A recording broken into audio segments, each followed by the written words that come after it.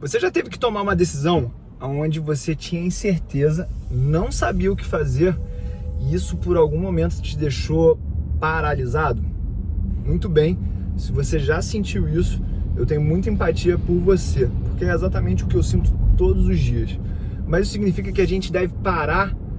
Significa que a gente não deve tomar a decisão? Pelo contrário. Eu vou falar aqui nesse vídeo como que a gente pode usar essa mentalidade, esse modelo mental para tomar decisões no mercado financeiro, como que a gente pode relacionar isso com a Bíblia e principalmente como que a gente pode usar isso para as nossas decisões familiares, que para mim é a área mais importante. Então, vamos entender a natureza do mercado financeiro antes de tudo, que é uma natureza de incerteza. Por isso que a gente fala tanto de risco. E o mercado financeiro, como muitas pessoas acabam não entendendo, é um mercado de probabilidades. Quem acha que você vai poder tomar decisões no preto e no branco, no 1 e no 0, é a pessoa que acaba esperando a bolsa subir muito para comprar, ou que depois que ela caiu muito, ela vende. Isso aí no sentido mais simples de entender o mercado, que é você comprar na baixa e vender na alta. Quando a gente vai tomar decisões de mercado financeiro, a gente precisa ter um plano, ter clareza de qual que vai ser o nosso modus operandi. Por isso que eu sempre falo para as pessoas terem anotados num papel, antes mesmo de abrir uma posição, seja em renda fixa, seja em ações, seja em fundos imobiliários ou até no mercado de moedas digitais ou opções, o porquê que eu vou entrar, o porquê que eu vou me manter e porquê que eu vou sair dessa posição. A grande vantagem do mercado financeiro é que você consegue testar uma linha de raciocínio no passado através de uma técnica que a gente chama de backtesting. Lembrando, vai ter gente que vai criticar, eu não acredito em backtesting, existe ali um viés de sobrevivência, existe um ajuste perfeito dos dados, mas isso aí pelo menos vai nos dar um norte, tá bom? Então a vantagem aí do mercado financeiro é que você pode pegar os dados passados de uma estratégia, ver como que ela se comportou, os momentos de euforia, os momentos depressivos dessa estratégia, e lembre-se, todas as estratégias terão momentos de alta e de baixa, que é o que a gente chama de drawdown, beleza? Agora, como é que a gente vai tomar essa decisão de incerteza à luz do que a Bíblia nos ensina? E aí, a gente está falando de fé. Na Bíblia, é muito claro o momento onde a gente tem que imaginar aquilo que a gente quer como se já tivesse acontecido e pedir para Deus com essa certeza de que as coisas já teriam acontecido. Eu estou lendo um livro agora do Steven Pinker que chama-se Como a Mente Trabalha, né? E aí tem um capítulo dedicado a mostrar como que é o processo de pensamento do ser humano. Então a gente vai criando imagens no nosso cérebro, a gente vai criando filmes, a gente vai criando fotos, isso mesmo antes das coisas acontecerem. Então, se eu tô querendo buscar aí uma prosperidade financeira, e isso vai estar representado por uma casa de 4 suítes, com piscina, com churrasqueira, com sauna, uma sala bem grande, uma televisão de 85 polegadas na sala, quanto mais eu conseguir visualizar isso, quanto mais eu conseguir imaginar isso, com cores vibrantes, com detalhes, isso já vai se construir no meu cérebro. Isso é o início de qualquer coisa. E o nosso cérebro não sabe a diferença entre a realidade que a gente pode tocar e a nossa imaginação. E o cérebro ele vai construir um caminho para você chegar naquilo. Por isso que a estrutura de solução de problema do Waze, do próprio Uber, fala onde você quer chegar, me fala onde você está, que eu vou te dizer o preço dessa passagem ou a distância desse objetivo.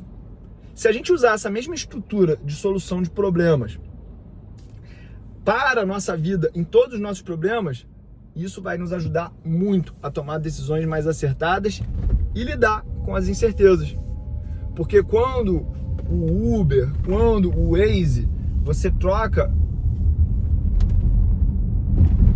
uma rua ou qualquer coisa, ele não reajusta a distância, o preço da passagem, a gente também vai ter a capacidade de fazer isso com os nossos planos, contanto que a gente continue avançando.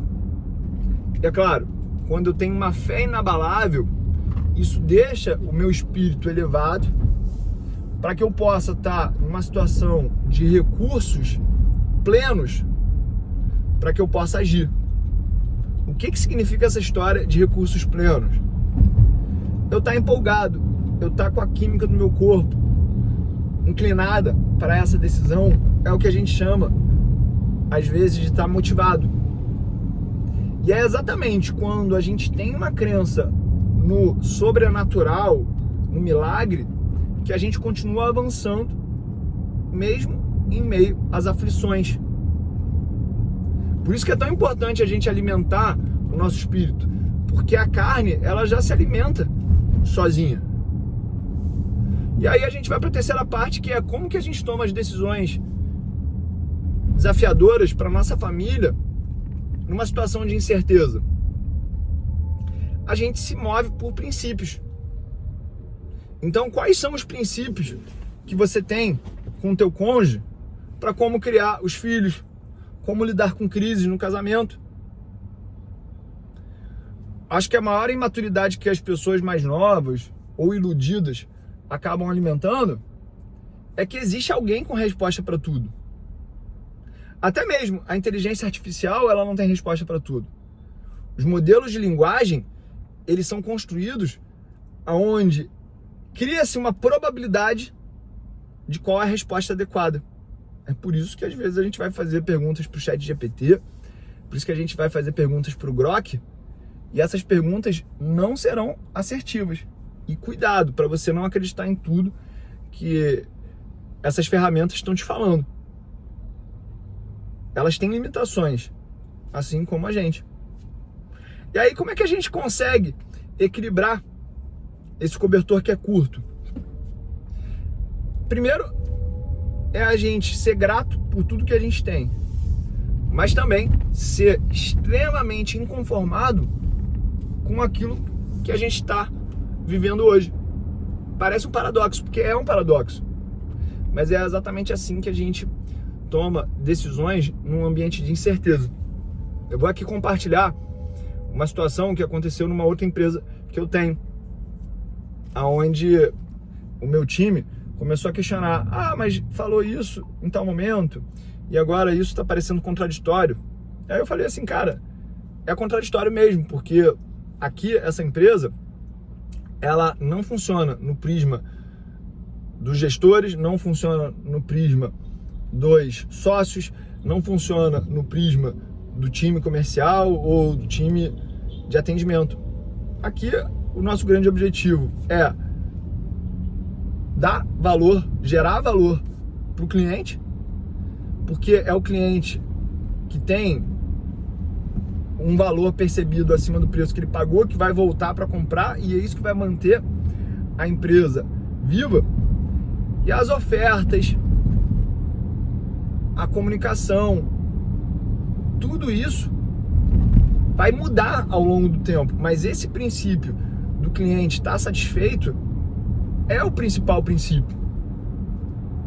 E talvez o que faz as pessoas subirem na escada da vida é exatamente essa maturidade de entender que não existe resposta para tudo, mas as pessoas que vão estar nos cargos de decisão são as pessoas que vão buscar a melhor resposta possível e não vão temer tomar decisões nesse ambiente de incerteza, porque a identidade delas não está relacionada a estar certo ou errado. A identidade está relacionada a quem ela é em Cristo, já que o grande sucesso é viver na presença de Deus. Mas também esse ambiente só pode existir a partir do momento que a liderança dessa empresa também permite que haja erros, que haja testes, que haja a possibilidade de corrigir rotas. Então isso é algo que anda em conjunto entre quem é liderado e quem é líder. E a questão que eu deixo para você aqui é: você sempre vai ficar esperando a condição perfeita para agir? Você sempre vai ficar esperando o momento certo para agir? Existe uma coisa chamada Optimal Stopping Number, que é uma coisa que eu já falei aqui no canal já outras vezes. Quando você tem assim 100 pessoas para entrevistar para uma vaga de emprego, você não tem tempo para entrevistar todo mundo. Como é que você faz para otimizar essa decisão? Você vai pegar 38% das pessoas e vai entrevistar elas. A próxima pessoa que você entrevistar, que for acima da média dessas 38 primeiras, é a pessoa que você vai contratar.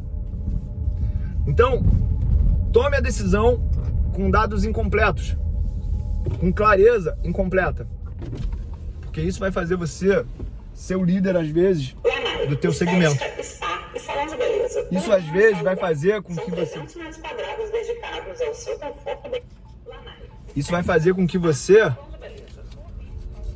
pule na frente dos teus concorrentes, porque existe alguns mercados, para quem nunca leu o livro Blitzscaling, do fundador do LinkedIn, onde o crescimento desordenado, ele faz parte, porque só existe uma bandeira no topo do Everest lá, e existe uma corrida para ver quem vai pegar essa bandeira. Beleza? Lembra, esse pensamento aqui que eu tô falando, ele não é do Blitzscaling, né? Não é um pensamento sobre o mercado de investimentos, tá? Aí a gente vai ter que abrir esse assunto, que é o seguinte: você vai ter vários modelos mentais para resolver diferentes questões. O Charlie Munger, que era sócio do Warren Buffett, ele tinha mais de 40 modelos mentais. E faz parte do teu processo de tomada de decisão em ambiente de incerteza, entender qual que é o modelo mental que você vai usar para resolver cada questão. Isso exige sabedoria, isso exige paciência, isso exige da tua parte que você aprenda a se perdoar pelas decisões erradas. Isso exige que você tenha um pensamento de presente e futuro. Se você ficar remoendo as decisões ruins que você tomou no passado, você vai perder a confiança de agir. Mas você também tem que, ao mesmo tempo, lembrar das decisões erradas e entender o que foi o cerne da questão, para que você não continue repetindo os mesmos erros nesse processo. Beleza? A gente poderia aqui continuar esse assunto falando que você tem que conhecer da história, porque algumas pessoas já tomaram essas decisões difíceis que você precisa tomar e às vezes você nem sabe. Mas se você conhece a história, você vai falar assim: olha, eu posso modelar a decisão dessa pessoa para esse problema, porque ela já passou por algo parecido. Beleza? O que não pode é ficar parado e deixar as oportunidades passarem. Tem gente aí que, por exemplo, vê que vai ter a jornada dos ganhos explosivos, é de graça, e simplesmente não toma a decisão de participar. Por que isso? Não sei. Mas por que eu tô falando isso daqui também? Porque no final de todo o vídeo que eu faço, a gente tem que falar da jornada dos ganhos explosivos, porque a jornada dos ganhos explosivos é o lugar mais importante que você tem que estar para aprender tudo que eu tenho para falar sobre investimentos. Então o link vai estar aqui embaixo e aproveita.